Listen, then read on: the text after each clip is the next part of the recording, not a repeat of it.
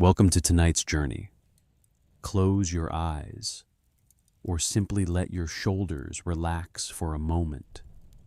Let the world around you become quieter.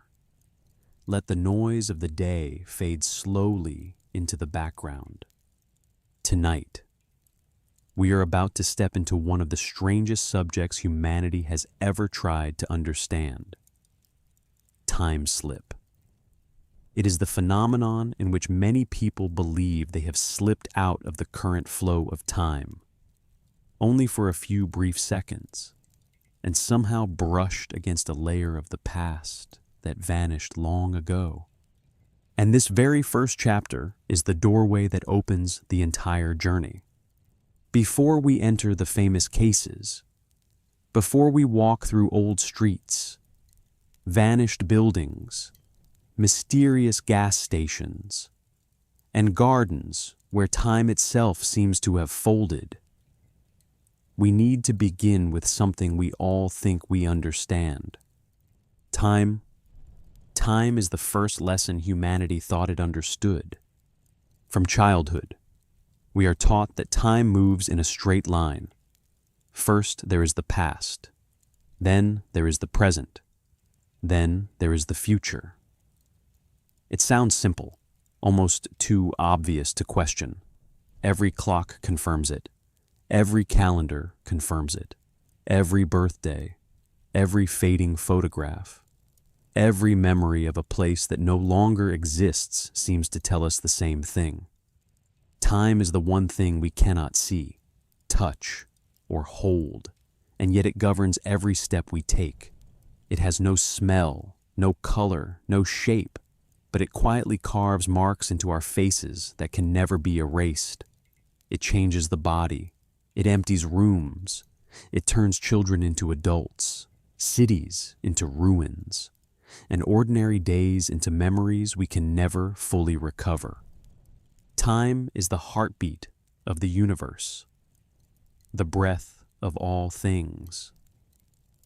It sweeps away autumn leaves, blurs memories we once swore we would never forget, and makes our most beautiful moments precious, precisely because they will never come back.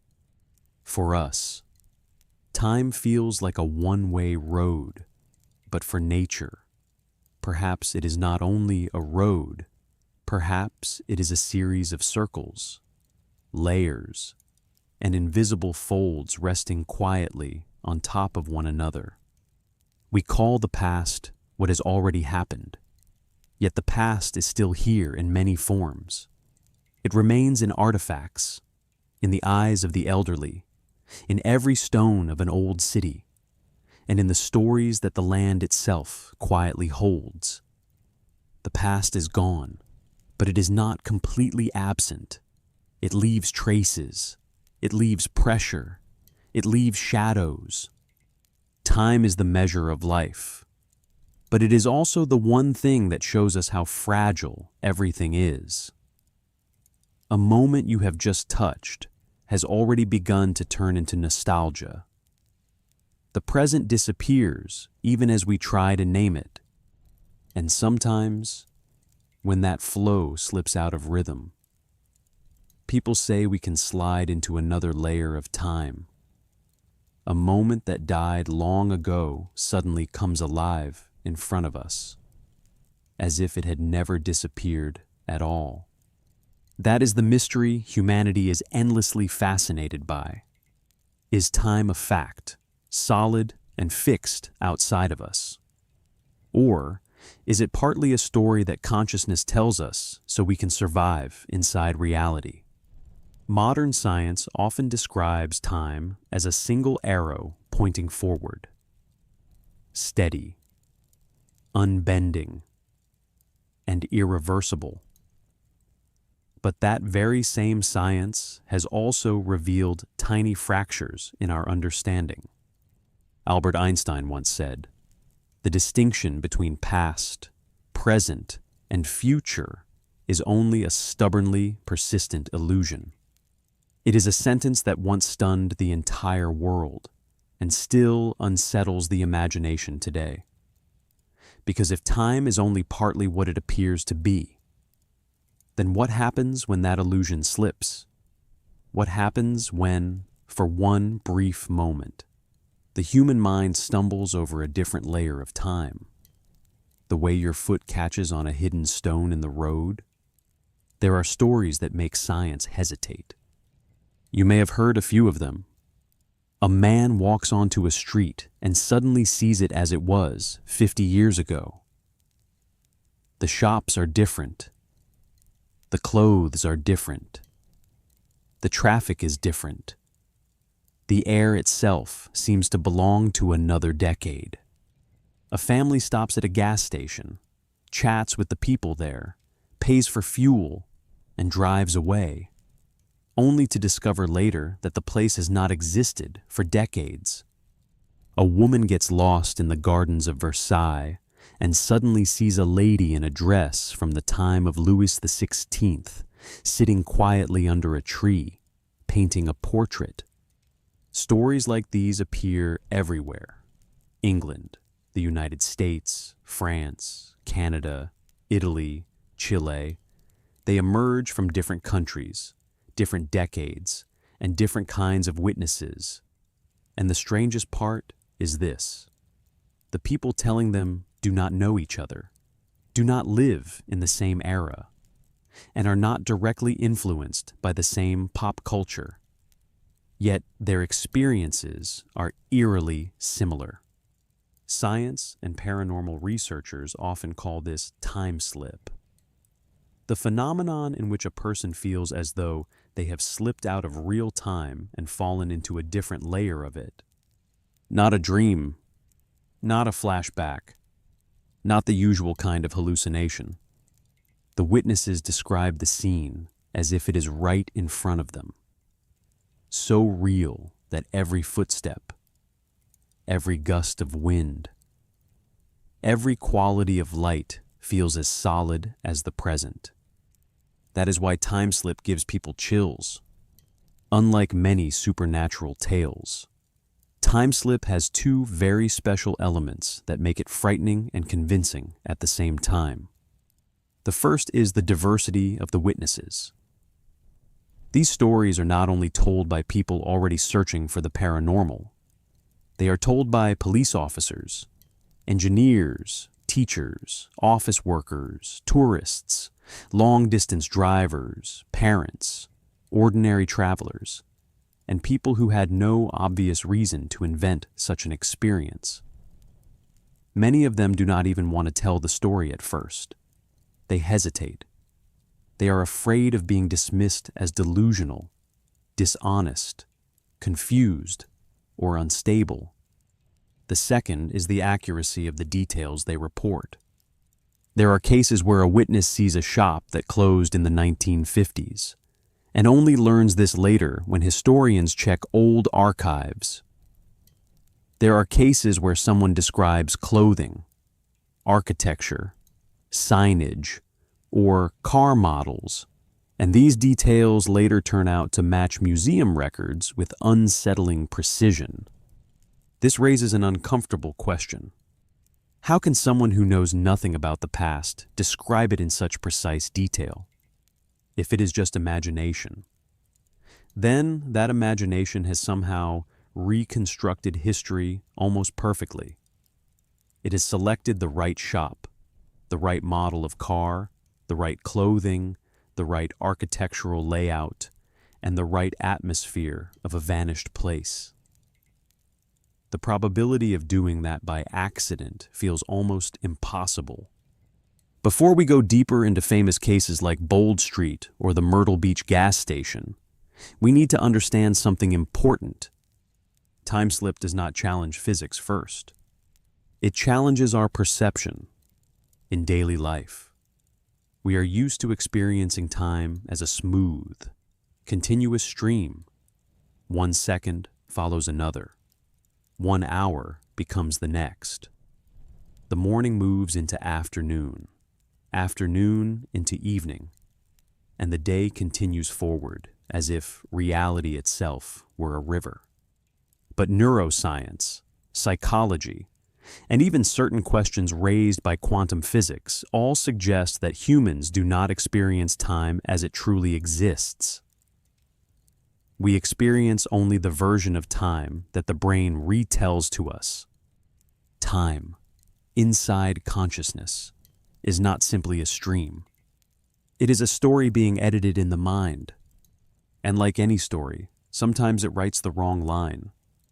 Across hundreds of reports archived by the SPR, researchers noticed recurring symptoms that make time slip distinct.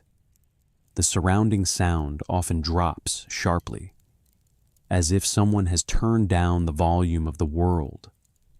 The air becomes thick. Witnesses often describe it as feeling like they are walking through a layer of warm water.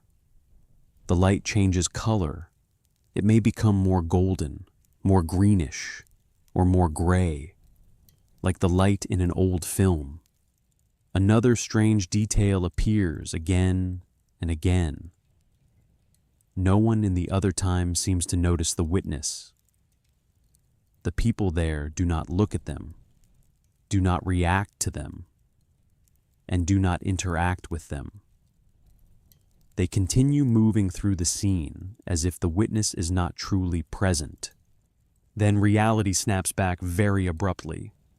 One step, one breath, one blink, and everything returns to normal, as if nothing had happened. The street is modern again. The building is gone. The strange figures have vanished. The sound of the world returns. The air becomes ordinary. The light looks normal. Everything seems exactly as it should be, except for the witness, who is left standing there with a memory that does not fit inside the rules of everyday life. These descriptions come from people who have nothing to do with each other. They live in different decades. Their experiences happen in completely different countries. They come from different cultures and different backgrounds. So why is the overlap so strong? When hearing about time slips, many people ask the most reasonable question first. What if they are just imagining it? It is a fair question. In fact, modern science itself asks that question before anything else. Human memory is imperfect. Perception can be distorted. Stress, fatigue, expectation, fear, suggestion, and confusion can all reshape what a person believes they saw. But here's the problem. If it is only imagination, then why does imagination choose exactly the right shop, the right model of car, the right clothing, and the right architectural layout that the witness has never studied? How does a police officer with no interest in 1950s fashion describe women's dresses and hairstyles with historical accuracy? How does an ordinary person with no training in historic architecture describe building facades that match long demolished blueprints? How does a family stop at a gas station, speak to the people there, pay for fuel, and still somehow leave with a full tank of gas that came from where? Exactly. Those questions open the door to the next chapter, where we explore the formal definition of time slip and why it is considered a phenomenon worth studying seriously. There are supernatural stories that live entirely in the realm of belief. You either believe them or you do not. Time slip is not quite like that. It does not demand belief. It asks for observation. Because each story contains details that can be compared. Each can be traced.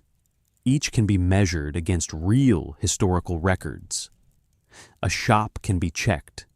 A building can be researched. A piece of clothing can be matched to a period. A street layout can be compared with old maps. Some stories fall apart under examination, but others remain strangely difficult to dismiss. And that is why time slip always stands between two worlds. On one side is science, trying to explain it with magnetic fields, perception, memory, dissociation, and the hidden workings of the brain. On the other side is the supernatural, where time occasionally opens into a thin doorway, allowing people to step into the past as if pushing through a curtain. What if time is not a straight line? What if it is a layered fabric, folded over itself in ways we cannot normally perceive? Could it be that sometimes we brush against another layer without even knowing it? In the next chapter, we will explore the academic definition of time slip, the official documents that record it, the reasons this phenomenon is taken seriously, and the points that science still cannot fully dismiss. A long journey lies ahead of you, and sometimes, to understand the strangest things, we have to begin by questioning the one thing we thought was obvious. Is time really what we think it is?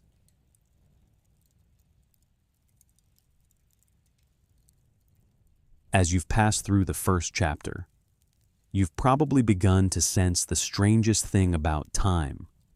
It isn't as simple as the one-way flow we've always imagined. But before we dive into shocking stories like Bold Street or the Myrtle Beach gas station, we need to pause for a moment and look at how the academic world actually defines this phenomenon. Because time slip, though it sounds like a modern legend, has in fact been documented, analyzed, and archived in real research records for over a century. What is a time slip? In its most basic sense, a time slip is described as a phenomenon in which an individual suddenly feels that they have stepped into a different point in history for a very brief period of time, with the ability to observe and experience their surroundings as if they were in real, physical reality. Not a dream, not a recollection, not a vague hallucination. Witnesses usually insist that they were fully awake and aware. They saw scenery, people, clothing, signs, buildings that matched a different historical period. They perceived sound, light, temperature in vivid detail, and then the scene abruptly vanished, as if a curtain had been pulled down. Most importantly, many details from their experience match historical records they had never known beforehand.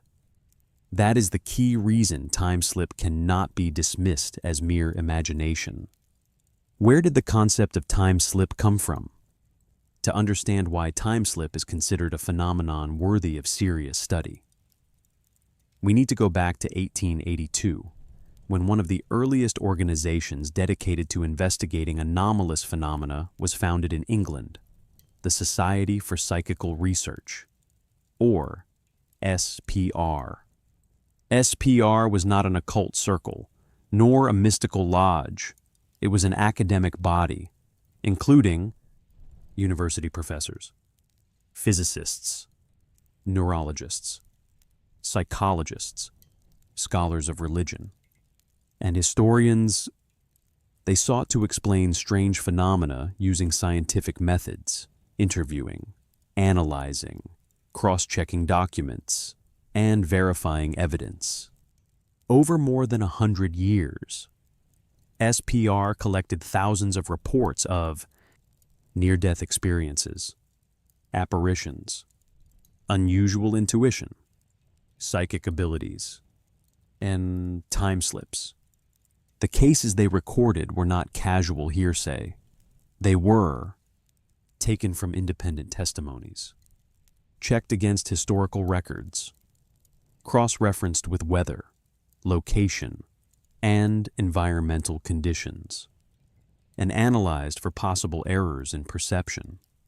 SPR was one of the first to use the term temporal displacement, a phrase that later evolved into what we now call time slip.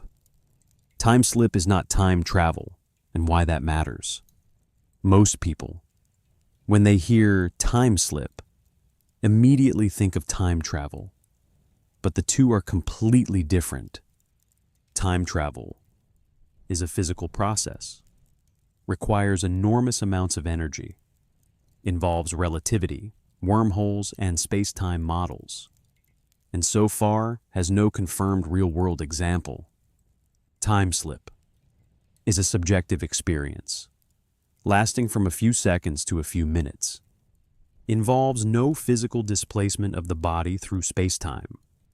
Witnesses simply see or step into a historical scene, and only perception is altered. Reality around them does not physically change. This distinction makes time slip somewhat easier to consider than time travel. It doesn't require us to break the laws of physics, but it does force us to question the reliability of our own perception. Why is this phenomenon considered worthy of investigation? What sets time slip apart from ordinary hallucinations is the element of unknown but correct information. In many cases, witnesses describe a shop sign that vanished 40 to 50 years ago, or they describe architecture, clothing, cars, and hairstyles from an era they never lived through. Or they see details that only existed on old maps and no longer match the modern landscape. SPR recorded one case in Liverpool where a witness described the exact layout of a 1920s grocery shop, and every detail matched archived records he had never seen. Another case in France involved a witness who described a wooden bridge and the grounds of the Petit Trianon, details that appeared only in 18th century accounts. These consistencies led researchers to admit, if this is the product of imagination, then that imagination is far too accurate to be pure coincidence. Common features of time slip in research records. Based on hundreds of reports, SPR found that time slips tend to share nearly identical characteristics, regardless of where they occur. Changes in sound. Ambient noise seems to be drained away. No traffic sounds. No chatter. Sometimes not even the wind. A sudden, unnatural silence. Changes in light.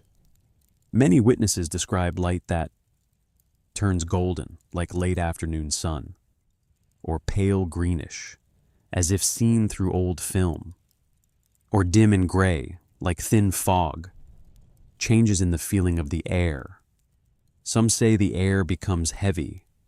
Others feel it becoming warmer, colder, or denser. The surroundings change, but not completely. One shop turns into a different shop. A street becomes strangely emptier or filled with people in old-fashioned clothes. Vehicles appear that match the style of the 1950s or 60s. The present snaps back very quickly. It may only take stepping past a doorway, crossing a line on the pavement, or walking beyond a certain stall. This consistency across descriptions led researchers to believe, even if this is a perceptual phenomenon, it likely has a common underlying mechanism. Rather than being random, how researchers classify time slips. Drawing from over a century of cases, SPR categorized time slips into three main types. Observational time slip. The witness only sees the past, but does not interact with it. For example, seeing old vehicles and people in period clothing, seeing older versions of shop fronts but not touching anything, seeing long demolished architecture. This is the most common type. B. Experiential time slip. The witness steps into the phenomenon and feels as though they truly stand inside it. They can sense temperature, smells, the feel of fabrics, the sound of footsteps. but they still cannot fully interact with people or objects from the past. C. Partial interaction time slip. Rarer, but recorded. In these cases, the witness might hear voices and respond, or touch an old object before everything disappears. The Myrtle Beach gas station case is almost of this type. They talked to people in period clothing, and then the entire scene vanished. Academic hypotheses that try to explain time slip, although no final answer exists. Modern researchers tend to orbit around four major hypotheses. Hypothesis 1, temporal distortion, perceptual errors in time. According to this idea, a time slip isn't caused by time itself bending, but by the brain falling out of sync while processing reality. Normally, our brains receive information like this: eyes see to ears, hear to brain processes to consciousness, stitches it into a story about what's happening. Most of the time, this system is so smooth that we mistake it for objective reality. But in truth, the brain does not record the world like a camera. It behaves more like a film editor, cutting, splicing, removing, filling in gaps with memory and expectation. When temporal perception goes wrong, due to stress, fatigue, temporal lobe issues, sleep deprivation, or environmental factors, pressure, low-frequency noise, the brain can pull data from deep memory or from information we once briefly saw and forgot, reconstruct a scene based on fragments of old information, disrupt the feeling of this is the present, making us feel as though we are in another time. The person will swear that everything was utterly real. The scenery, the people, the sounds, the light. But under this hypothesis, it's just the brain rebuilding a movie of the past and projecting it over the present. The problem is, this hypothesis explains the feeling of a time slip very well, but runs into one hard question. If it's just the brain editing a scene, how does that movie contain historically accurate details the witness never knew, like the name of an old shop, the style of its signboard, or the position of a building long demolished? This is where temporal distortion is very convincing in the first half, but not strong enough to close the case. Hypothesis 2, geomagnetic anomaly, abnormal magnetic zones. This hypothesis goes further. It doesn't just blame the brain. It asks, what in the environment might be acting on the brain? Some places on Earth sit on rock formations like sandstone, basalt, or granite, or lie along geological fault lines where magnetic fields fluctuate strongly, combined with underground currents, water flow, and unusual atmospheric pressure. Neuroscience studies have shown that electromagnetic fields, even weak ones, can affect the temporal lobes, the regions responsible for memory, time perception, and self-awareness. When magnetic fields change, some people are more prone to feeling dreamy, detached, unreal, or even experiencing light but vivid hallucinations. Connecting these points, the geomagnetic anomaly hypothesis suggests abnormal magnetic fields lead to disrupt the brain's timing, lead to trigger experiences that resemble time slips. People often mention that Liverpool is built on sandstone, and some researchers do not rule out the possibility that Bold Street lies in a zone where magnetic fluctuations make such experiences more likely. Strong or shifting magnetic fields might activate old memories for example, images from books, films, historical photos, cause scattered fragments of memory to resurface and be stitched into a historical reality. Weaken the sense of "I am in the present," leading the person to believe they are truly standing in another era. The strength of this hypothesis is it suggests time slips may not be purely spiritual, but could be tied to physical, environmental conditions. But again, the same difficult question remains. Yes, magnetic fields can trigger hallucinations. But how can they provide historically accurate information down to small details the witness has never encountered? Magnetic fields don't carry the name crypts, nor the exact cut of 1950s dresses. So this hypothesis explains the trigger, but not the source of the information. Hypothesis 3, residual imprint theory, the memory layers of place. This one sounds more mystical, but fits remarkably well with how many cultures talk about the memory of places. It suggests events with strong emotional charge, wars, accidents, or simply densely lived daily life can leave an energetic imprint in space. That imprint exists like a faint recording, and under certain conditions, humans can accidentally tune into it and see it play back like a rewound film. Imagine it like this. Reality is a giant recording tape.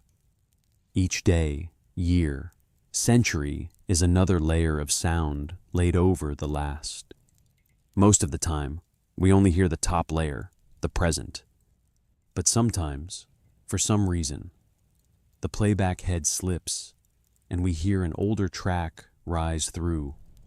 In the context of time slips, some places have a very high density of memory.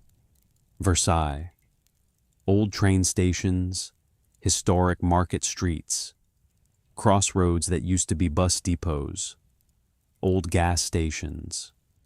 These places have seen thousands, even tens of thousands of similar days, people passing, clothes rustling, vehicles, footsteps, countless repeated patterns. According to residual imprint theory, all of that never fully disappears. It lingers as faint layers in space. Under certain special conditions, magnetic fields, mental state, weather, exact position, a person may slip out of the current layer, lock on to the signal of an older layer, and see the past unfolding as if it were happening again. This theory explains very well why places with dense history report more time slips, why people usually only observe and cannot truly interact with those in the past, as if they're watching a recording, not meeting living people. Of course, this is still just a hypothesis, with no physical proof, but it offers an intriguing picture. Perhaps it's not only humans who have memory. Land, streets, buildings may also have their own form of memory. And a time slip is the moment we accidentally step into that memory. Hypothesis 4, nonlinear time theory. This is the heaviest hypothesis, touching both philosophy and physics. Intuitively, we see time as linear, past to present to future.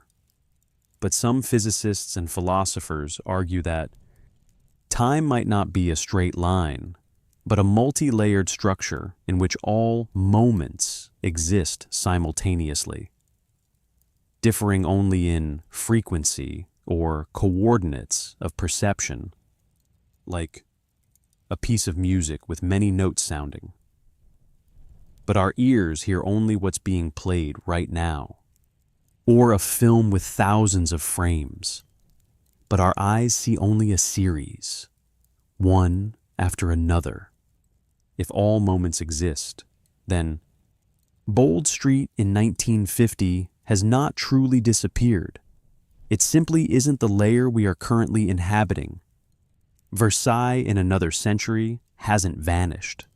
It is just a different frame in the film of time. Under this view, a time slip is the moment when the viewer shifts to another frame. It's like watching a movie at minute 60, and suddenly the player jumps back to minute 30, then returns to minute 60, without the file itself ever changing. This explains why time slips are so brief, why they leave no physical evidence, because our body doesn't move through time, only our vantage point does. And why many experiences feel like standing in the middle of a different scene entirely. It's a hypothesis that is very difficult to test, but incredibly elegant philosophically. If time is a fabric of many layers, then sometimes, when the winds of perception blow strongly enough, two layers brush against each other, and in that brief contact, we give it a name: time slip. Time slip, where science and the supernatural meet. What makes time slip so captivating is this: science doesn't have enough evidence to declare it real, but it also doesn't have enough grounds to completely dismiss it. It exists in a borderland, a place where human intellect has to remain humble in the face of what it doesn't yet understand. Time slip does not demand that we believe blindly.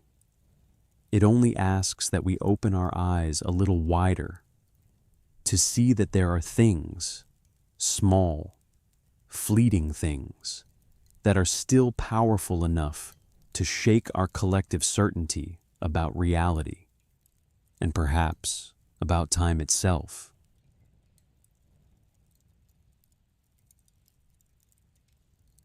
Imagine you're walking through a modern city. Your footsteps echo on stone pavement. Red buses roll past. There's a bookstore, a cafe, and the familiar noise of a busy day. Everything feels normal, ordinary, safe. And then, in the span of a single heartbeat, the world around you changes color. Not a dream, not your imagination, not a memory, but a slice of time, opening right in front of you, as vividly as if the past itself had risen up from the very ground beneath your feet. This is what happened in July 1996 on Bold Street, one of the liveliest streets in Liverpool. A brief experience, only a few minutes long, but enough to shake everything we think we know about time. Liverpool, an ordinary city with extraordinary fractures. Liverpool is famous for its musical heritage, historic docks, and long stretches of Victorian architecture laid out like a carpet of time. Old streets run parallel to modern buildings, creating the feeling that the city is always standing between two eras, one foot in the past, one in the present. But there's something most people don't know. The entire city is built on sandstone, a type of rock formed millions of years ago.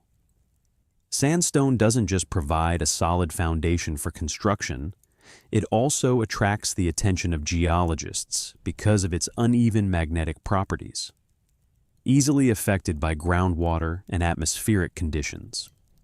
Some researchers believe this geological trait has made Liverpool a hotspot for unusual perceptual phenomena. And if there is any place where time might be more easily disturbed, sandstone, with its ability to retain heat, sound, and electromagnetic charge, is a strong candidate. For decades, locals have told each other stories that sound like urban legends. On Bold Street, some people say they've seen old shops that closed down decades ago. Others claim they've heard the sound of horse-drawn carriages late at night. A few even swear they've seen Victorian women gliding past the windows of houses that were demolished long ago. In the early 20th century, All of these stories were brushed off as gossip, the tales of elderly people, the imagination of children, or the nostalgia of those who missed the old days. But something strange happened. These stories did not fade with time. On the contrary, they became more frequent, and the focal point of them all lined up in one place, almost suspiciously, Bold Street. People began calling it by different names: the Crossroads of Time, the Bold Street Loop, the Liverpool Time Slip Zone. Names that were half joke, half serious, but enough to make anyone who heard them curious. Even so, no one really believed. There were no photos, no videos, no physical evidence that the past had ever materialized. Not until one day, one morning in July 1996, when an off-duty police officer, a man of good reputation, trained to observe and recall details with precision, became a witness to the phenomenon himself. Frank, his story was not a rumor, not a legend, not the confused memory of an elderly person. It was recorded, checked, and went on to become one of the most famous time slip cases in the world. From the moment Frank stepped onto Bold Street that day, the idea that time always moves forward began to wobble, because right in the heart of Liverpool, on a busy street crossed by thousands of people every day, time opened a small door, and Frank just happened to walk through it. The day Bold Street changed, Frank was a practical, steady man. Years on the police force had sharpened his instincts for what is real and what is just imagination. So when he told his story, his colleagues were stunned.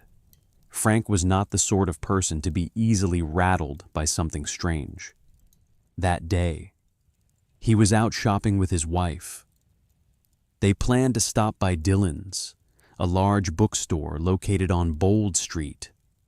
As they were strolling through the city center, Frank happened to run into an old friend.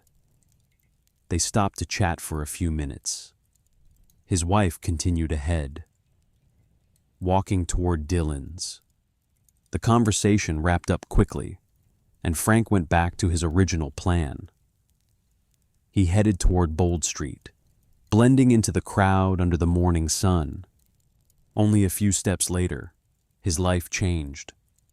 The first sign, when the signboard opens the door. Dillon's was right across the street. Frank could clearly see the familiar sign.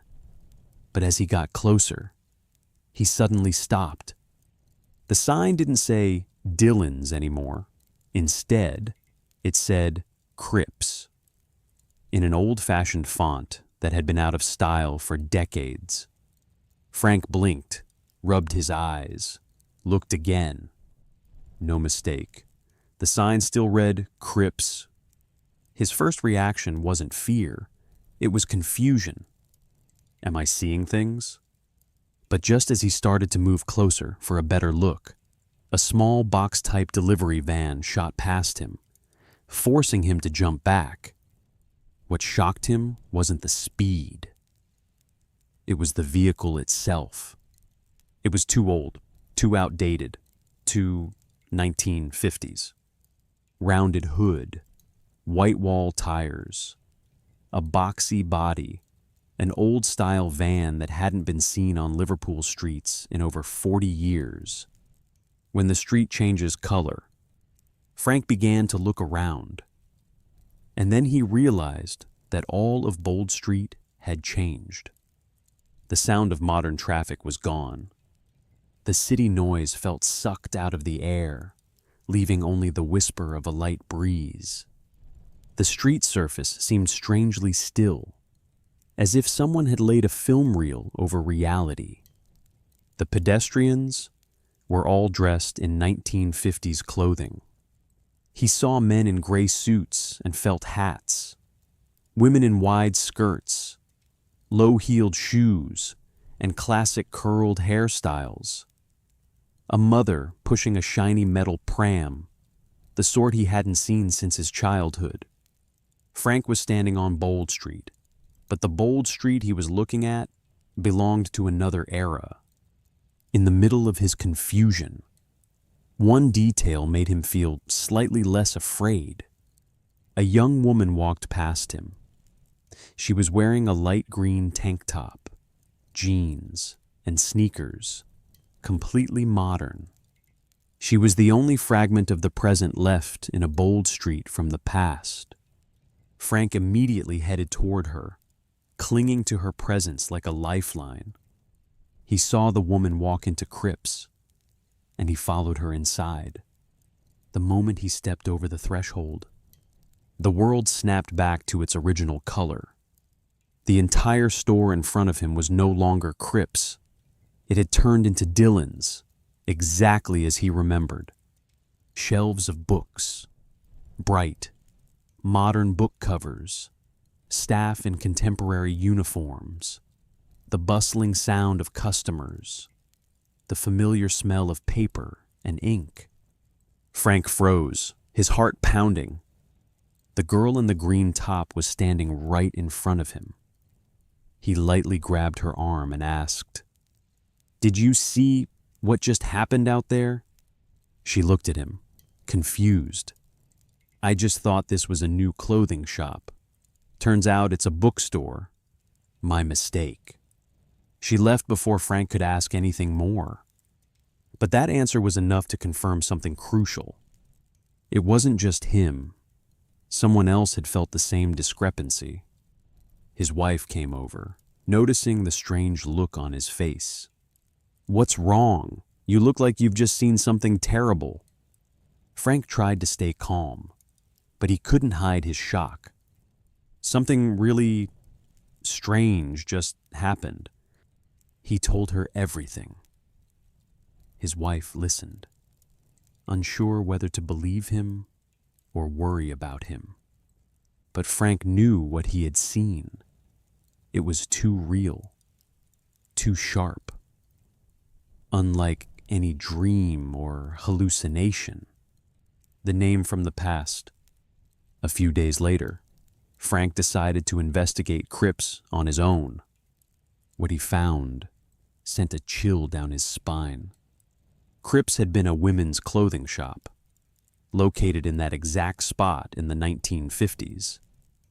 The Cripps sign he'd seen matched the authentic style the store had once used. Over 40 years had passed since that sign was taken down for the last time. There was no way Frank could have known that in advance. He hadn't lived in that period. He had never studied old documents or seen vintage photos of Bold Street. So how could he describe a place he had never seen with such accuracy? And how did the girl in the green tank top also sense that something was off? From personal story to shared phenomenon. After Frank's story became known, dozens, then hundreds of others came forward. A married couple said they saw Bold Street transform into the 1920s. A man claimed to have seen a 1930s-style double-decker bus roll past and vanish. A woman reported seeing a row of shop fronts with old signs, stores that had long since been demolished. Bold Street became the most famous time-slip location in the world. Researchers dubbed it the Liverpool time-slip zone. What makes Bold Street a doorway to the past? The magnetic fields in the sandstone? The unique geological structure? The dense historical layers of the street? Or is time itself simply less stable in certain places? No one knows the answer. But Bold Street is not the only place where such things happen. Why the 1996 Bold Street case is classic. The 1996 Bold Street incident is considered a classic case for three main reasons. 1. An extremely credible witness. An off-duty police officer trained to observe, to report accurately, and to notice details. 2. Perfect historical accuracy. Not just in the general atmosphere, but right down to the exact shop name. 3. A second witness experiencing the same anomaly. The girl in the green top also thought she was entering a clothing store, not a bookstore. With so many points of alignment, it becomes very hard to dismiss. And so the big questions linger. Did Frank truly see the past, or did he see the memory of a place? Is Bold Street a location where layers of time overlap? Or is time itself not linear, as we've always believed? Bold Street doesn't answer these questions. It only opens them, like a brief crack in reality. On an ordinary summer morning in 1996,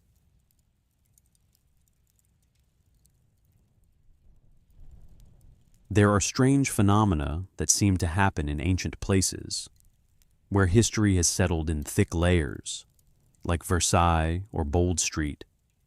Places like that already feel as if the past is close. They're stones, streets, gardens, and old buildings seem to hold echoes of everything that once happened there. But there are also moments when time appears to open in places no one would ever suspect. Not in palaces, not in ruins, not in sacred landscapes or forgotten battlefields. Sometimes it happens in the most ordinary locations imaginable. Places with no obvious mystery, no ancient architecture, and no hint of mystical energy at all. Like a small gas station by the side of the road. A place where people stop for only a few minutes to refuel, buy a drink, stretch their legs, or ask for directions. A place with no great historical significance, no dramatic legend, and no tragic story passed down from one generation to another. And yet, in the middle of that normality, a slice of the past seemed to take shape. The story you are about to hear is one of the rare time slip cases involving two witnesses who experienced the same event together. That detail makes it much harder for researchers to dismiss the account as a simple personal hallucination, a confused memory, or a private trick of the mind. It happened in the United States, on the road to Myrtle Beach, a famous seaside vacation destination in South Carolina. The first person to share the story was a friend of Sapphire, who had heard it from her grandmother and from her grandmother's younger sister, the narrator's aunt. It was a clear morning. The sun was bright but gentle, and a soft ocean breeze drifted in from the south. Sapphire's grandmother and her younger sister were driving to Myrtle Beach to meet some friends and enjoy a weekend getaway. The drive from the city to the beach took a few hours. The road passed through quiet rural areas, stretches of green pine forest, and tall power lines running along both sides of the highway. It was the kind of trip almost everyone has taken at least once in life. With the radio playing, old songs filling the car, and small comments about the scenery outside the window. It was a light, easy journey. There was no strange feeling, no warning, no shadow in the air. Nothing to suggest that. Before the day was over, the two women would cross a boundary they could not understand. When the fuel gauge dropped to about half, Sapphire's grandmother decided it would be better to find a gas station and fill the tank before they entered the coastal town. And that was when they saw it. Ahead, near a bend in the road, a gas station came into view. But the first thing that caught their attention was not the sign or the price of fuel. It was the style of the place. The station looked as if it had been perfectly preserved from the 1960s. The canopy was box-shaped and painted in soft pastel colors. The gas pumps were old, with needle dials instead of digital screens.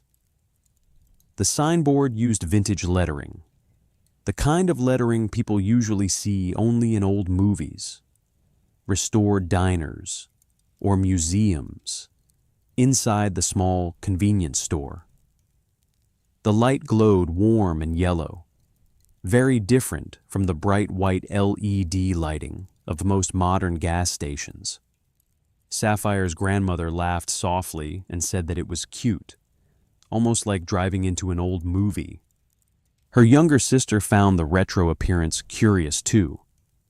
But in the United States, it is not unusual for some businesses to keep a nostalgic style on purpose, especially if they want to attract travelers. So, neither woman felt alarmed. They simply assumed it was a themed roadside stop, perhaps owned by someone who loved the look of another era. They pulled over and got out of the car. Outside, the air felt different. It was softer somehow, quieter, as if the sound of the highway had been turned down to half its usual volume. It was not dramatic enough to frighten them or even make them speak about it in the moment. But later, when they looked back on everything, that was the first sign. While Sapphire's aunt began pumping gas, her grandmother walked into the convenience store to buy a few drinks when she opened the door. A small metallic chime sounded above her, the kind of old-fashioned bell that is rarely heard in modern gas stations anymore. Inside, everything seemed to carry the scent of the past. There were soda cans with old designs, the kind no longer in production. There were cigarette packs, chewing gum, stickers, and small items that looked as though they had come straight out of a store in 1965. Even the refrigerator had sliding glass doors, a style that is rarely found in convenience stores today. But what sent a faint shiver down her back was not the merchandise. It was the people. The customers inside the gas station were dressed in a way that did not match the 21st century at all. The men wore high-waisted slacks, tucked-in shirts, and old leather bomber jackets. The women had full retro curls, knee-length flared dresses, and Mary Jane shoes. The colors were muted. The styles were specific. Everything looked exactly like photographs from several decades earlier. One man smiled at her and spoke in a sweet southern accent. He wished the ladies a great vacation and said it was a beautiful day. Sapphire's grandmother replied politely. She felt slightly awkward because everything around her seemed unusual. But she was not afraid. Some places enjoy recreating the old days, she thought. Maybe the owner was simply nostalgic for his youth. So she did not think too deeply about it. When Sapphire's aunt came inside to pay, the people in the shop began chatting with them cheerfully. They asked if the two women were heading to Myrtle Beach. They told them the beach was beautiful that day and suggested checking out the new pier area. They warned them that the highway could get hot at that time of year and told them to drive safely. The conversation was completely normal, almost too normal. And that was what made the whole experience so strange in hindsight. The people who did not seem to belong to the present behaved in a way that was perfectly, warmly, naturally ordinary. No one acted mysterious. No one seemed eerie. No one spoke like a ghost or a character from a strange tale. They were simply kind, polite people, the kind of people one might meet in any small American town. warm, gentle, welcoming. That naturalness erased any suspicion. The two women paid for the gas, bought a few items, thanked the people inside, and returned to the car. If the story had ended there, it would have been nothing more than a charming little memory.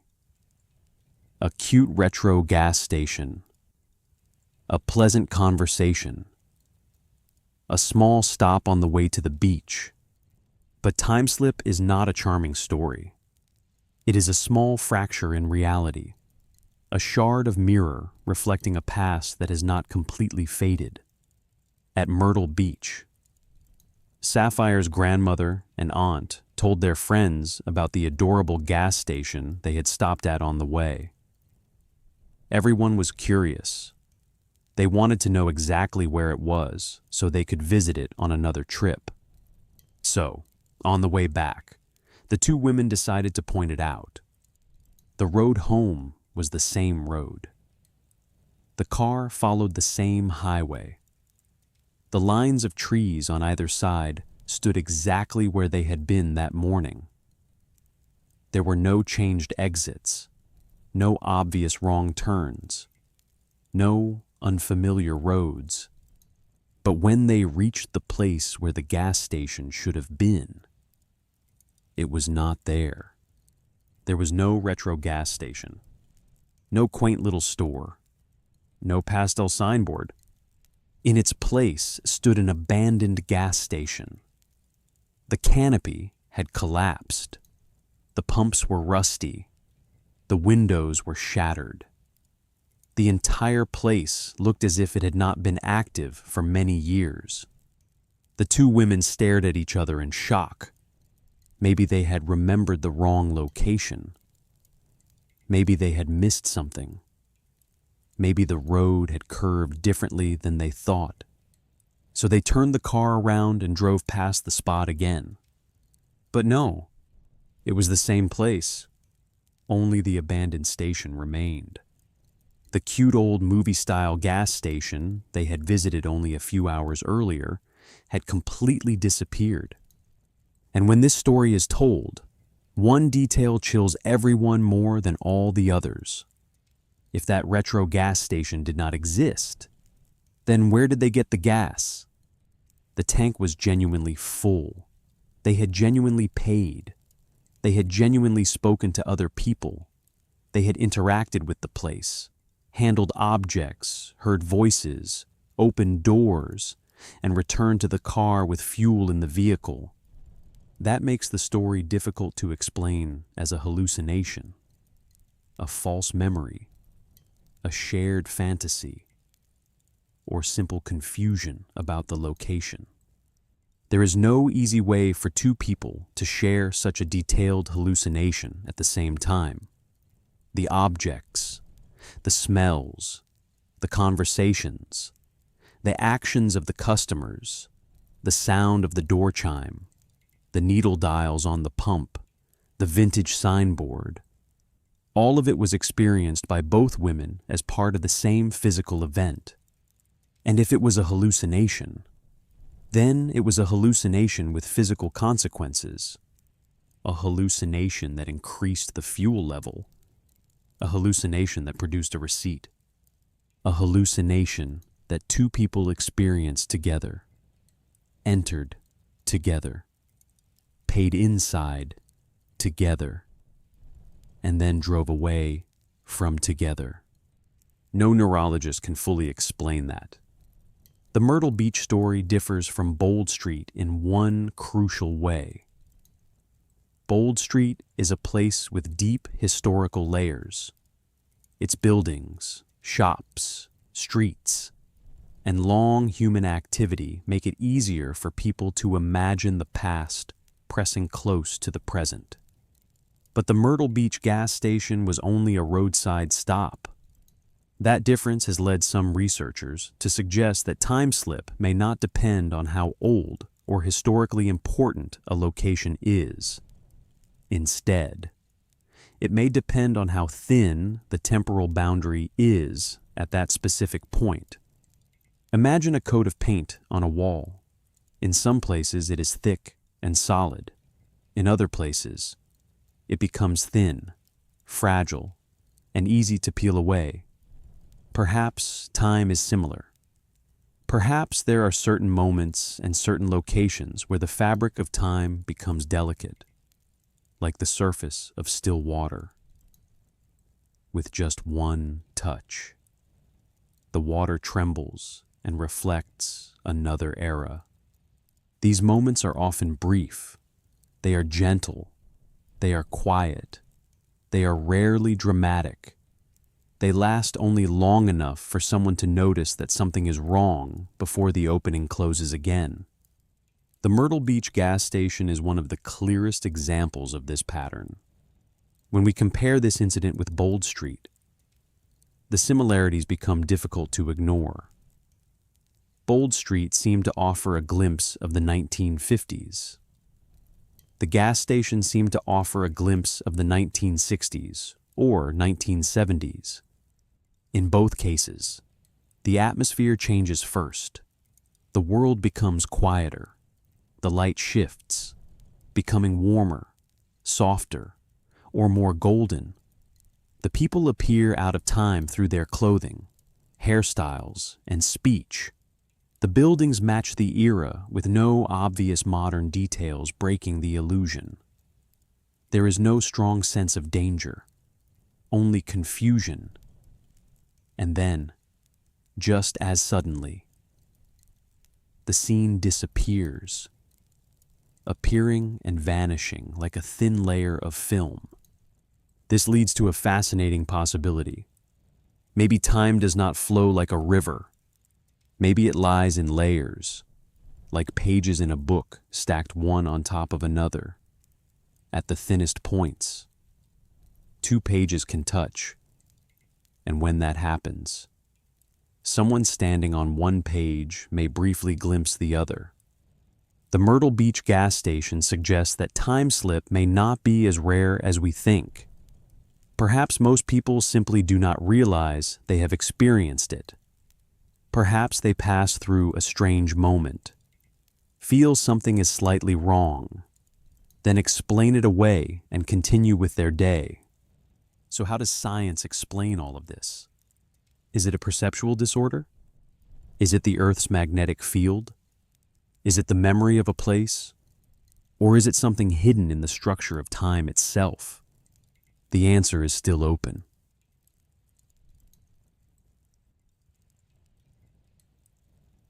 When people hear the term time slip, most immediately think of something supernatural.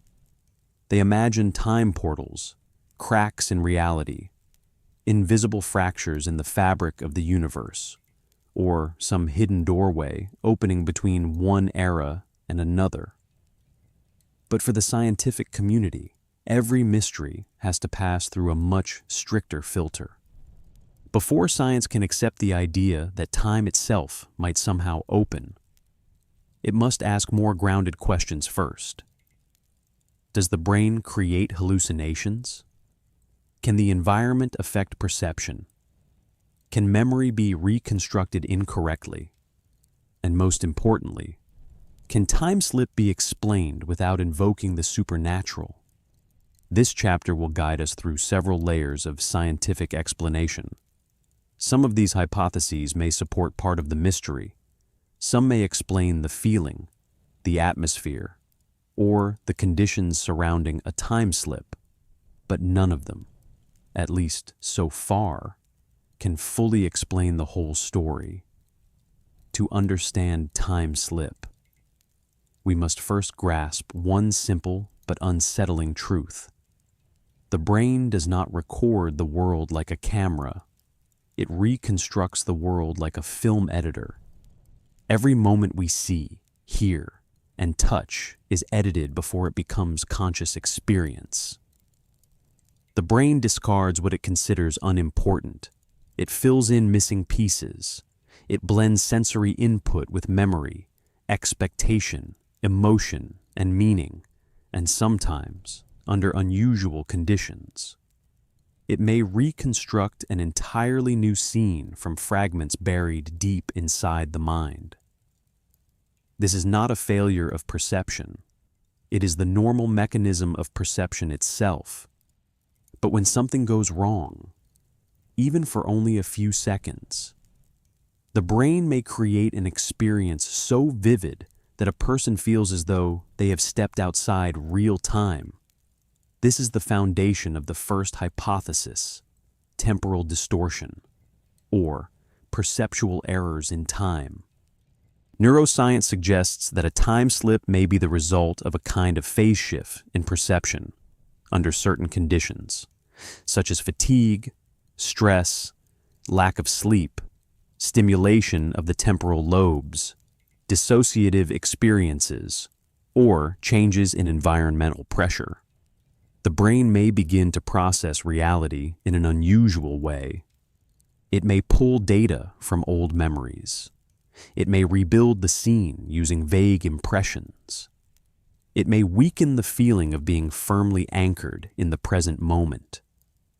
It may create a vivid and immersive environment that feels entirely real, convincing the person that they have entered another time. Temporal distortion has been documented in disorders involving the temporal lobes. Some patients swear they have just relived moments from childhood for several minutes, even though they are physically standing in a hospital room. This has led some scientists to speculate that Frank on Bold Street, or the two women at Myrtle Beach, may have experienced a similar kind of perceptual phase shift. But this is where the hypothesis begins to run into serious trouble. How can the brain reconstruct details the person never knew? Frank had never seen the Crip store of the 1950s. The two women had never seen a historical photograph of the old Myrtle Beach gas station. Many people in time slip accounts describe exact signs, vehicle models, styles of clothing, architectural details, and small period-specific objects from eras they had no prior knowledge of. No matter how powerful the brain is, it cannot fabricate specific information it does not possess. Temporal distortion may explain the feeling of a time slip. It may explain the dreamlike atmosphere, the altered awareness, and the sense of being displaced from the present. But it does not fully explain the information if the cause is not purely internal. Then perhaps something in the external environment is acting on the brain. This brings us to the second hypothesis, geomagnetic anomaly, or abnormal magnetic zones. Dozens of studies suggest that strong or fluctuating magnetic fields can influence the brain in strange ways. They may induce visual or auditory hallucinations. They may trigger forgotten memories. They may cause the brain to misread sensory input. They may create feelings of unreality, dissociation, or even the sensation of stepping outside the body. When magnetic fields fluctuate, the brain can respond in unusual ways, especially the temporal lobes, which are closely involved in memory and the perception of time. Liverpool, as mentioned earlier, is built on sandstone, a material with a strong capacity to hold electromagnetic charge. Some scientists believe this may make Bold Street a particularly sensitive location. Strong magnetic fields can alter perceived colors, blur or muffle sound, and make a person's awareness feel detached from the present moment. It can feel as if the brain has been nudged away from its normal anchor in time. This aligns closely with many time slip descriptions. Witnesses often report sudden silence, strange light, a feeling that the air has become thicker, and an immediate shift in perception. However, once again, the same problem appears. Magnetic fields cannot supply historically accurate information. They cannot teach Frank about Crips, They cannot download the image of a 1960s gas station into the minds of two women who had never studied it. So, geomagnetic anomalies may help explain the trigger mechanism. They may explain why perception suddenly changes in a specific location. But they do not fully explain the content of a time slip.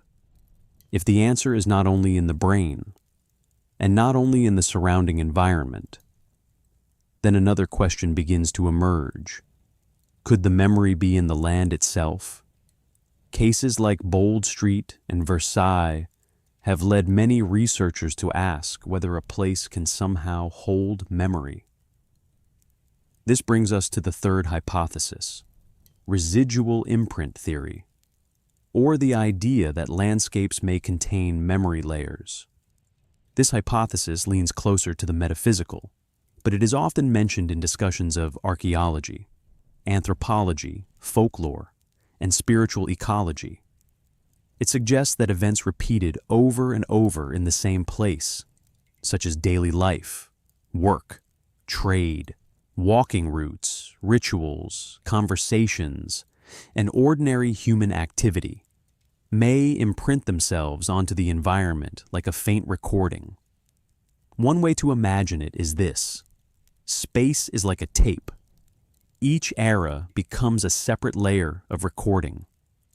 The older layers are never fully erased. They are simply recorded over by newer ones. And sometimes, the playhead slips down to an earlier layer, allowing the past to replay for a brief moment. Though unproven, this theory explains several features of time slip accounts with unusual elegance. It may explain why time slips often happen in locations with dense historical activity. It may explain why people in the past rarely interact with modern witnesses, because they appear more like figures replayed from a film than fully conscious beings responding to the present. It may also explain why the historical scenes unfold calmly, with no awareness that another time is observing them. According to this idea, what Frank saw on Bold Street was not a hallucination created entirely by his brain. It was a residual memory of the 1950s. And the Myrtle Beach gas station was not simply an imagined place. It was a lingering imprint of a bygone era, somehow stored in the structure of space itself. This is difficult to prove, but residual imprint theory does attempt to explain the content of the experience, which purely neurological theories often struggle to do. The first three hypotheses focus on the brain and the environment, but the fourth looks at something deeper, the nature of time itself. This is the nonlinear time theory. We are used to thinking of time as a straight line. One moment follows another. The past is behind us. The future is ahead. The present is the narrow point where we stand. But in modern physics, several theories suggest that time may not be so simple. It may be closer to a spiral, a multi-dimensional network, or a set of parallel time layers, where every moment exists like a frame that never truly disappears. If that is true, then the past does not vanish. It merely slips out of our field of view. And when perception is disrupted by magnetism, psychological state, geography, or some combination of unknown conditions, humans may accidentally touch another frame. They may watch a segment of a different time. They may stand for a few seconds at the intersection of two temporal layers at once. It is like watching a movie at minute 60, only for the player to suddenly jump back to minute 30, then snap back to minute 60 a moment later. This theory best explains why time slips are usually brief, why they leave no clear physical trace, why the scenes often feel like old film, why there is little or no real interaction between time periods, and especially why people sometimes appear to witness information they had no way of knowing. If all moments coexist, then Frank did not truly travel to 1950. He simply shifted his angle of view. So, what can science explain? And what can it not explain? Science can explain the dreamy and dissociative feeling many witnesses describe. It can explain changes in light, changes in sound, the sensation that time has slowed down, experiences similar to hallucination, and the impression that history has suddenly come alive. But science cannot yet fully explain historically accurate details that witnesses did not know beforehand, such as signs, clothing, vehicles, and architecture. It cannot fully explain the consistency between multiple independent witnesses. It cannot fully explain why the Myrtle Beach gas station seemed physical enough for two women to fill their car with fuel. It cannot fully explain why certain time-slip hotspots seem to recur across decades. And it cannot fully explain why many experiencers describe the event as more real than real. Science has reached the doorstep, but it has not yet stepped inside. So does time slip really exist? From a strictly scientific standpoint, there is currently no physical evidence proving that time slip is a real phenomenon. But from the standpoint of testimony, history, analysis, and comparison across cases, the mystery is not easy to dismiss. There are too many overlapping accounts, too many accurate details, too many credible witnesses, too many shared patterns. The truth may lie somewhere in between. Perhaps it lives at the edges of science. Perhaps it belongs to a field of understanding we have not yet developed. Or perhaps it waits in a place science has not yet learned how to reach. After understanding what science can say, we move to another layer of the mystery. Why do certain locations seem to experience time slips more often than others? Bold Street, the Petit Trianon, old train stations, abandoned gas stations, ancient quarters of cities. Is time not evenly distributed? Are there places where the layer of time becomes thin enough to reveal what lies beneath?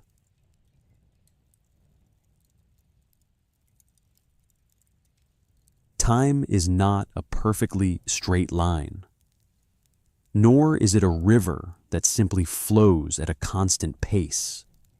There are places where time feels thicker, denser, like layers of silt that have settled over centuries. But there are also places where time seems so thin that you can almost see through it, the way you might see the bottom of a lake through clear water. In those places, people can sometimes, without meaning to, slip out of the present and fall into an older slice of reality, touching a moment that no longer belongs to this world. Today, we call such locations by many names: thin places, stress points of time, temporal weak spots, memory zones. But long before we had these terms, people already knew about them. They simply didn't describe them in scientific language. In this chapter, we're going to explore the nature of these thin time locations, why they might exist, and how they connect Bold Street, Versailles, abandoned train stations, and that Myrtle Beach gas station into a mysterious network of memory, space, and time. Thin places, the oldest idea of a boundary in time. The Celtic peoples, who lived in Europe thousands of years ago, had a very special term: thin places. To them, The world was made of many overlapping layers. The world of the living, the world of the ancestors, the world of the gods, and sometimes the world of time itself. These layers were usually separated by a kind of veil, but in some places, that veil grew thin. When a person stood there, they would feel the wind blow in a strange way. Sounds would soften, as if someone had turned the world down a notch. The landscape would take on an unusual beauty, and awareness itself felt as though it was drifting between two realities. Modern scholars believe this may be the earliest description of what we now call time slip.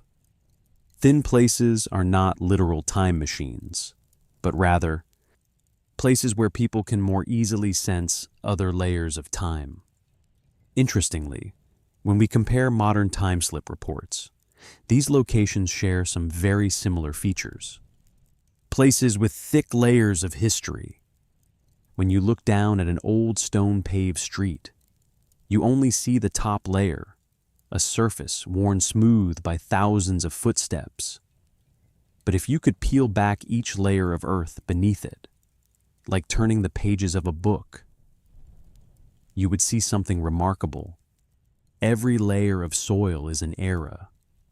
Every stone is a story. Every foundation is a memory. Beneath the road we see today, there might be Victorian foundations, from when the British were expanding their global trade network. Deeper still, medieval streets where merchants and knights passed under torchlight. And deeper again, reached only through archaeology, Roman footprints. From the people who laid the earliest foundations of many European cities, each century built a new layer, each layer stacked on top of the previous one, until the entire city became a multi-tiered cake of memory. Anthropologists call this layered urban memory, and it's not only a physical concept, it's an emotional one. A city does not forget what has happened within it. Places where memory is dense, where time easily rises up.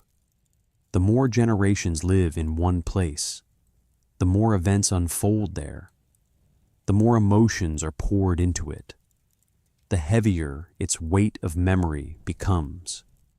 Places like Versailles, Bold Street, medieval town squares, Victorian train stations, ancient Roman harbors are like maps that have been drawn over again and again until the lines grow too dense, too tangled, too intense to take in with a single glance.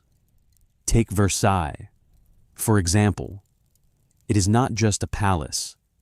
It is where kings held banquets, nobles struggled for power, conductors led Baroque orchestras in the gardens, political intrigues played out behind velvet curtains, and thousands of emotions, love, hatred, jealousy, pride, sank into the very walls. That is more than just history. It is the energy of history, something many researchers believe does not vanish, but simply settles like fine gold dust on old objects. Bold Street, a perfect example of layered memory. Today, Bold Street is a modern shopping street, but in the past, it was a Victorian carriage route, a bustling trading point, an open-air market, the site of the main post office in the area, a transit hub during wartime, and before that, a Roman path leading to an ancient harbor. If you could see Bold Street from below rather than from the surface, you would find Victorian foundations. Beneath them, medieval house floors. Beneath those, a Norman-era workshop. And at the very bottom, Roman paving stones. This layering is not only physical, it also exists as an informational field. Every life that passes through Bold Street leaves behind laughter, the cries of street vendors, the rumble of wheels, footsteps, and the deepest emotions of its time. All of this blends into a kind of kinetic field of memory, which some researchers believe can make time itself unstable, more fragile at that location. When archaeologists excavate an old neighborhood today, they don't just search for artifacts. They look for signs of human activity, grooves worn by footsteps, subsidence of the ground, repeating patterns of broken pottery, soil discolored by daily living, unusual curves and foundation lines. These things don't just tell the story of one era, they tell the story of all the eras stacked on top of each other. When it comes to time slip, many scholars stop short of declaring it real, but they tend to agree on one thing. Any place that has ever held life carries invisible traces with it, and sometimes, under special conditions, those traces may appear before our eyes. Science has not yet proven this, but archaeology, anthropology, and history do not fully reject it either. And that uncertainty is part of what makes temporal phenomena so fascinating. When architecture becomes a recording of time. Another intriguing point, the more old structures are preserved or reused, the higher the chance that time slip reports appear there. Why? Stone walls retain sound. Old wood holds temperature, and spaces preserve the paths along which people moved. Many researchers suggest that every motion, footsteps, voices, the rattling of cartwheels, leaves behind a kind of physical echo in the environment. Not sound in the usual sense, but a micro-level interaction with air, walls, and ground. When the right conditions align, the right humidity, the right light, the right temperature, the right mental state, or the right magnetic fluctuation, these echoes can reform into images, sounds, even full scenes. Perhaps that is why the abandoned gas station in the Myrtle Beach story did not simply not exist. Instead, at that moment, it rose back up, a recording that had never been fully erased. Geology, the quiet but crucial factor. In locations with time slip reports, geology often plays a surprising role. Liverpool, sandstone that holds electromagnetic charge. Versailles, mixed subsoil, with old water channels running beneath. Myrtle Beach, fine sand interlaced with limestone, easily affecting magnetic fields. Old train stations, metal, granite, and steel tracks. Physics tells us that granite has piezoelectric properties. Sandstone can naturally hold magnetization. Metal conducts electricity. Groundwater can generate weak electrical potentials. All of this creates a complex electromagnetic map for each area. When electric and magnetic fields shift, the brain's internal clock can be disturbed. The temporal lobes can more easily trigger phantom memories. And the memory layers of the land itself may start to broadcast more strongly. Imagine it this way. If reality is a thin sheet of fabric, then magnetic fields are invisible hands tugging and stretching that fabric until it becomes thinner in some spots. Those are the places where the past can peek through. Places where life repeats, the rhythm of daily movement. Many time slip accounts occur in train stations, gas stations, shopping streets, markets, docks, old residential areas. Why? Because these places have ritual movement, repetitive human activity over decades or even centuries. People passing by, cars stopping and leaving, buying and selling, talking and waiting. Daily routines repeating endlessly. This rhythm becomes the heartbeat of a space. Some researchers believe that such heartbeats leave a strong imprint in the structure of time. And sometimes, that older rhythm is stronger than the current one. The result? Someone standing in that spot might hear footsteps that don't belong to the present, see figures dressed in old-fashioned clothes, or witness an entire scene from another era, not because they have traveled through time, but because the memory of that place never truly left. Conditions that make time thin. Looking at hundreds of case reports, the conditions most likely to trigger thin time include unusual silence when sound suddenly drops. The brain becomes more sensitive to subtle signals. Strange light, early morning, twilight, overcast days, times when light is unstable. Neutral emotional state. The person is neither very happy nor very stressed. A mentally open state. Magnetic fluctuation, power lines, natural rock, old metal, underground water.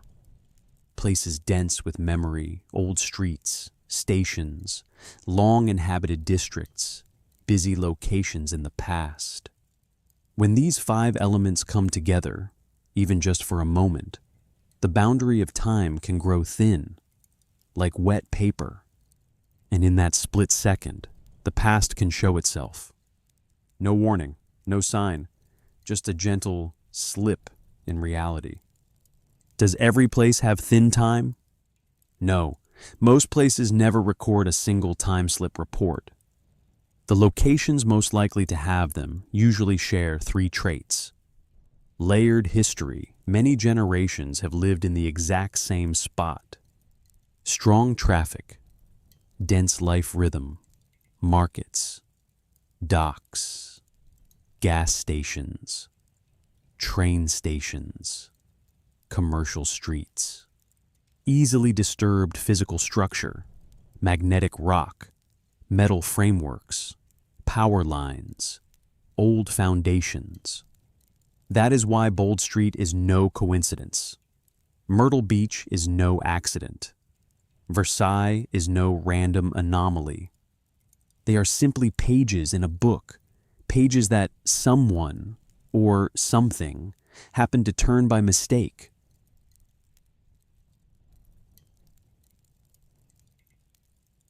When science cannot yet explain a phenomenon, human beings often turn to the closest thing we have, stories. Stories make the world feel less frightening. They help us give shape to the unknown, language to the invisible, and meaning to experiences that do not fit neatly inside ordinary explanation. Time slip is no different. Long before it appeared in police reports, long before it became a subject of interest for paranormal researchers, and long before physicists began examining the nature of time through theoretical models. The idea of slipping out of time had already lived inside the human imagination for thousands of years. There is almost no culture on Earth without stories of people wandering into another time. Lands that do not seem to belong to the present. Moments when old memories rise again on the surface of the world. Or places where reality feels thinner than usual. In this chapter, we will explore time slip not through the lens of science, but through the collective memory of humanity. We will look at it through culture, art, folklore, mythology, literature, and film. Before mechanical clocks were invented, time was not always imagined as a straight line. For many ancient cultures, time was a circle, a rhythm, an endless cycle of return. Seasons returned, stars returned, ancestors remained close. The world did not move simply from past to present to future. It turned, breathed, and repeated itself. And in such a world view, it felt natural to believe that different layers of time could sometimes touch. To the Celtic people, time was not a river flowing cleanly from past to future. It was more like a veil, thin and mysterious, with our world existing as only one layer among many. Some places, they believed, had veils so delicate they were almost like winter breath. These places were known as thin places. Thin places were not exactly portals. They were not gates to the underworld, nor were they simply locations of magic. They were places where the boundary of existence seemed to grow weak, places where one world might brush gently against another.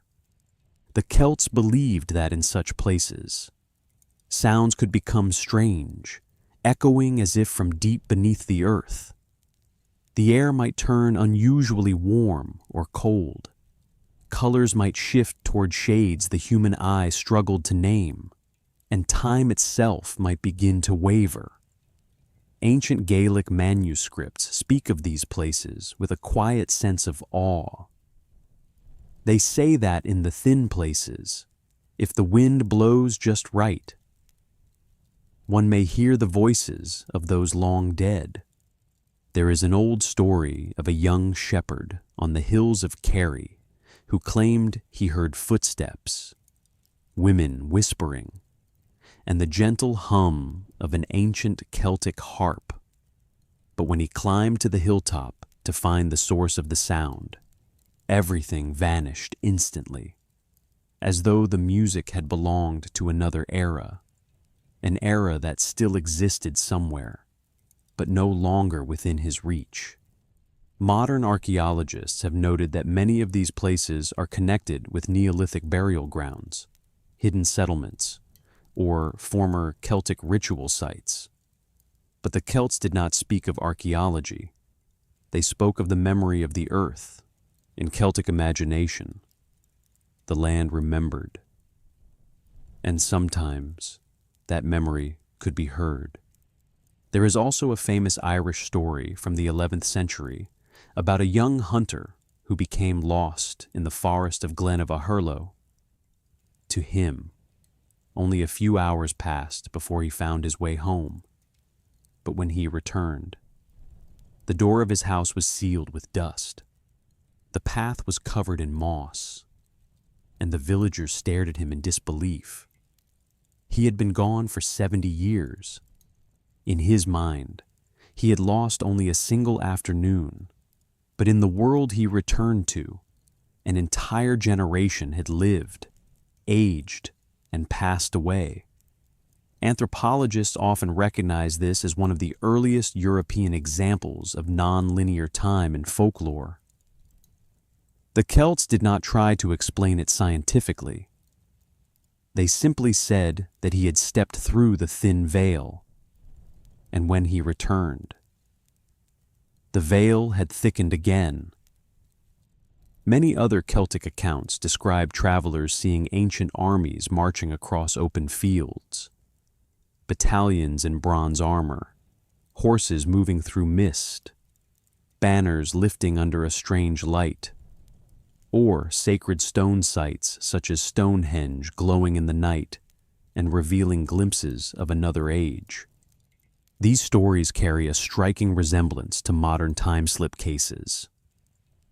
The setting changes, the language changes, the culture changes, but the structure remains almost the same. A person stands in one time, and for a brief moment, another time appears. Japan has its own version of this mystery.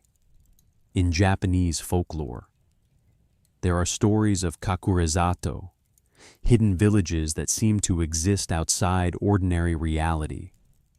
Some people claim to wander into these villages by accident, where they were welcomed warmly by the people who lived there, but after leaving, they would try to return, only to discover that the village no longer existed, or perhaps had never existed in the way they remembered. Descriptions of Kakurezato often include landscapes that seem identical to the Edo period. Villagers wearing old-style kimonos, and a gentle quiet untouched by the sound of machinery. There are no engines, no modern roads, no signs of the present, only a peaceful village that appears, receives the traveler, and then disappears.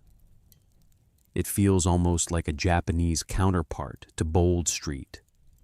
China also preserves a powerful meditation on time through the famous story known as The Dream of the Yellow Millet.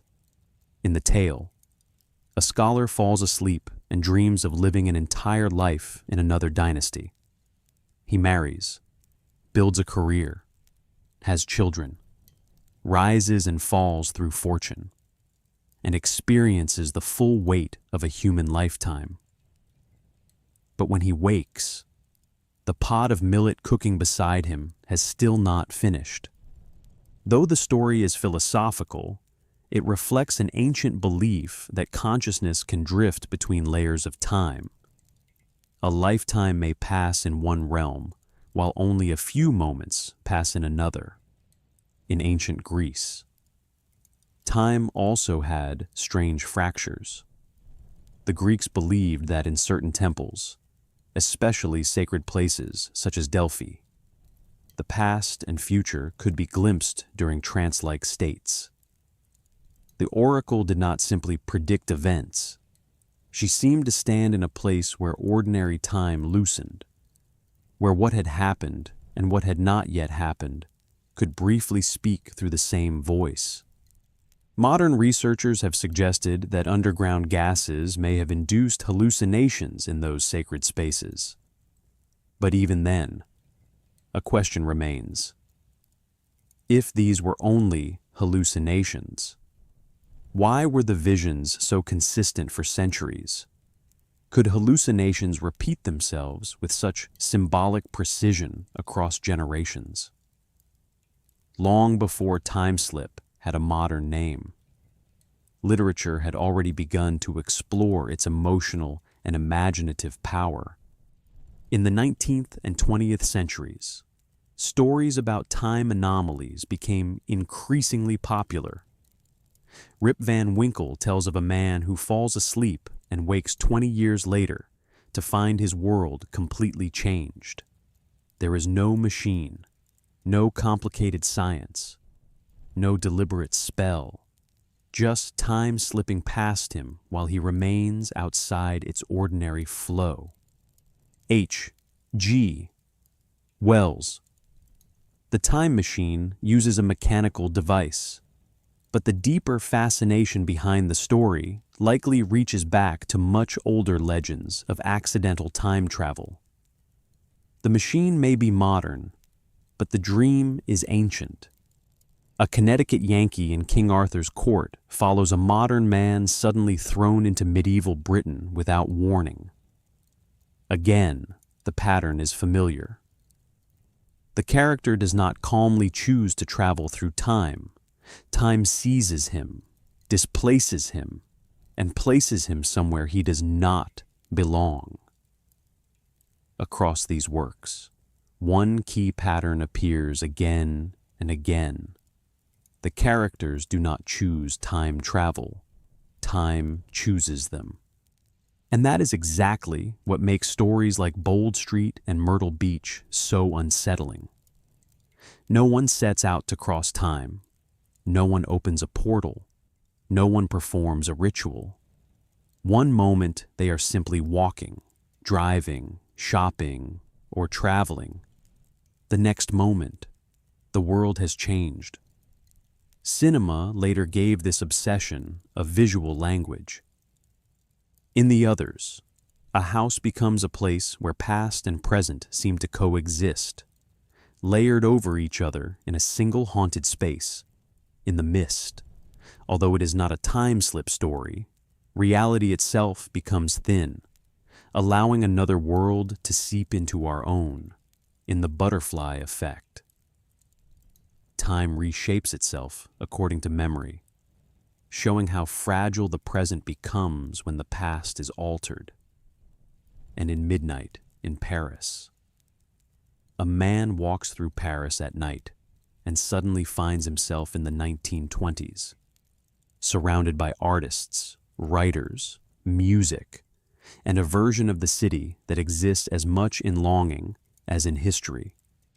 Each of these stories explores the same central idea. The past does not vanish. It sits beside us, very close. This may be why human beings love time-slip stories so deeply. Across cultures and centuries, they reflect shared emotional themes that almost everyone can understand. They speak to our longing for the past. We yearn for what is gone, and time-slip gives us the fantasy of touching it again. They speak to our fear that the present is not absolute. If time can shift, then reality itself becomes fragile. They speak to our desire to understand the true nature of time, a mystery that science still has not fully resolved. And they speak to our need to retrieve what was forgotten. Time-slip becomes a metaphor for memory itself. Fleeting, precious, incomplete, and always at risk of disappearing. In psychology and philosophy, time-slip can be understood as more than a strange event. It can become a symbol of the subconscious. Psychologically, it may represent the resurfacing of the collective unconscious, the moment when personal awareness intersects with history, or the recognition that each individual self is only a tiny wave in a vast ocean of time. The philosopher Henri Bergson once wrote, "Memory does not reside in the past. Memory is the coexistence of all moments." That idea aligns uncannily with many time-slip testimonies. People do not always seem to travel to the past. Instead, the past seems to travel to them in that sense.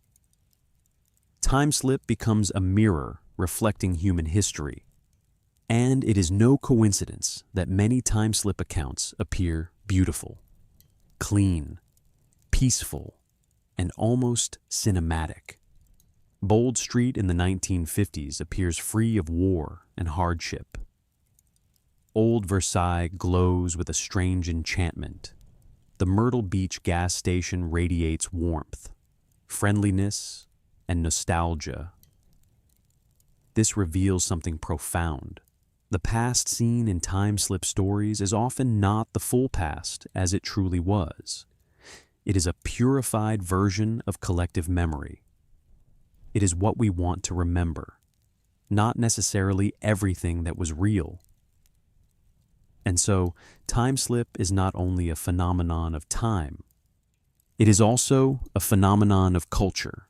It is the place where history, memory, nostalgia, imagination, and consciousness meet for one brief and mysterious moment.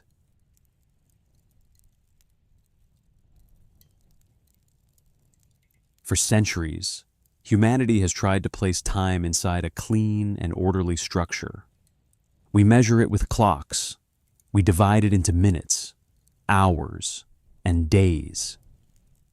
We arrange it into three simple ideas: past, present, and future. This structure gives us comfort because it makes time feel predictable, stable, and easy to understand. But time-slip stories quietly break that structure apart.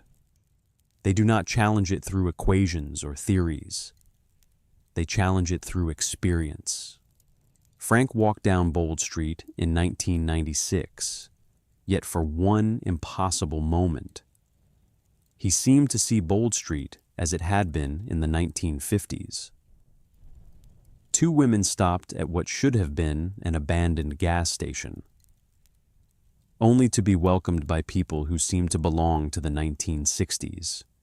In old Celtic tales, a hunter wanders away for only a few hours, then returns to discover that an entire lifetime has passed.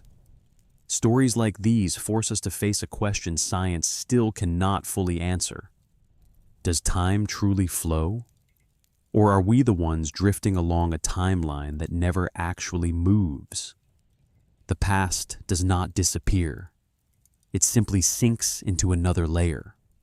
One of the greatest realizations of modern archaeology is that everything that has ever happened leaves a trace, even when the human eye can no longer see it. A street like Bold Street is not only a modern road surface, beneath its present form. It also carries the memory of a Victorian carriageway, a medieval marketplace, and perhaps even an ancient Roman trade route. These layers no longer exist in the same physical form, but they remain as traces, impressions, and spatial memory. What some researchers have described as the emotional record of the Earth. And perhaps, when the conditions are right, when the light softens slightly, when the surrounding sound drops by a single beat, when magnetic fields shift, or when the human mind becomes unusually relaxed, that hidden layer rises toward the surface. It rises like sunlight reaching the bottom of a clear lake. In those moments, perhaps we do not step into the past. Perhaps the past steps into the present, and we are simply the ones standing in the right place to see it. Time slip is a mirror. Look into it, and you may see humanity's longing. When we examine well-known time slip stories, we notice something deeply human within them. Bold Street in the 1950s seems more charming than Bold Street today.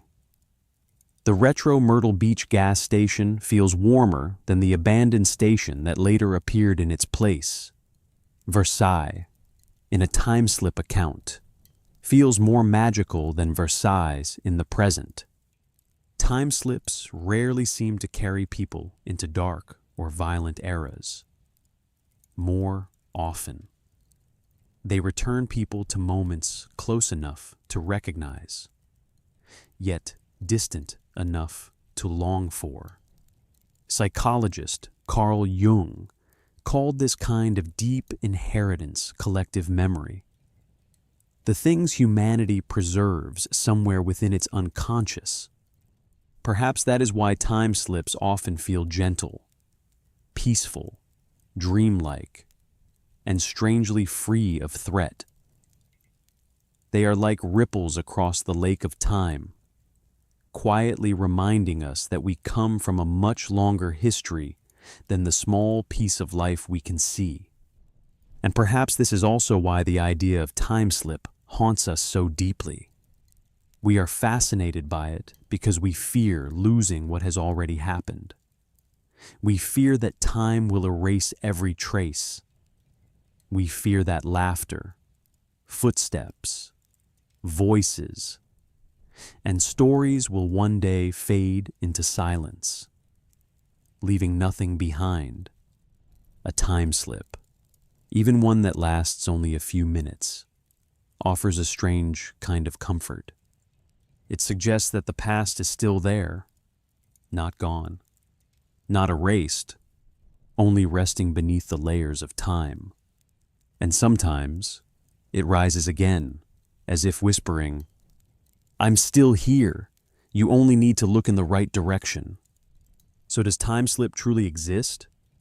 It is a question impossible to answer with a simple yes or no. But there are certain things we can say. It exists in the testimonies of credible witnesses. Officer Frank was not someone known for hallucinations or fantasy. The two women in the Myrtle Beach case had no obvious reason to fabricate such a detailed experience. It exists in ancient traditions. The Celts, the Japanese, and the Greeks all described similar phenomena. Despite being separated by thousands of miles and thousands of years, it exists in popular culture, from literature to cinema. Time slip remains one of the most beloved and enduring motifs in storytelling, and it exists in human experience. Almost everyone has had a moment when a familiar place suddenly feels strangely older, as if it belongs not only to the present, but to another era still breathing beneath it. All of this suggests that time slip belongs to human imagination, memory, and the mysterious nature of perception. Whether it exists as a physical phenomenon is something science has not yet answered. But the silence of science is not the same as denial. Sometimes it simply means that we have not yet learned how to ask the right questions. After all, time slip is not only about going into the past. It is about the fragility of the present, the endurance of memory, and the invisible thread connecting one generation to another. It reminds us that every place we walk carries the history of countless lives. Every street is an unfinished book. Every moment contains the echoes of many moments that came before it. Time slip tells us that we do not stand alone in the river of time. We stand upon the shoulders of our ancestors. We stand within layers of memory. We stand inside the vast tapestry of history. And if time can slip, then where is the boundary between what is real and what is unreal? Perhaps that boundary does not lie in the world around us, but in the way we perceive it. Maybe that is why time slip is so captivating. It does not promise the future. It does not force us back into the past. It simply opens a narrow crack, just wide enough for us to see that the world is far larger, far stranger, and far more beautiful than we ever believed. Our journey ends here, but the stories of time do not. They remain in ancient stones, in old fields, in quiet streets, and in every step we leave behind. And who knows, on a quiet day, as you walk down an old familiar street, time may thin once more, and another fragment of history may glide past you, soft as a breath of wind.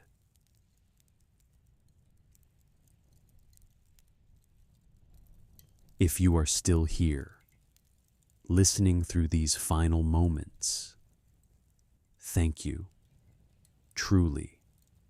Thank you for staying with me through this long journey of time, memory, and the mysteries that science has not yet learned how to name. I hope tonight's story has given you a new way of seeing the world around you. Perhaps it offered a quiet moment to pause and reflect. Or perhaps it simply brought you a little peace as sleep began to come gently closer.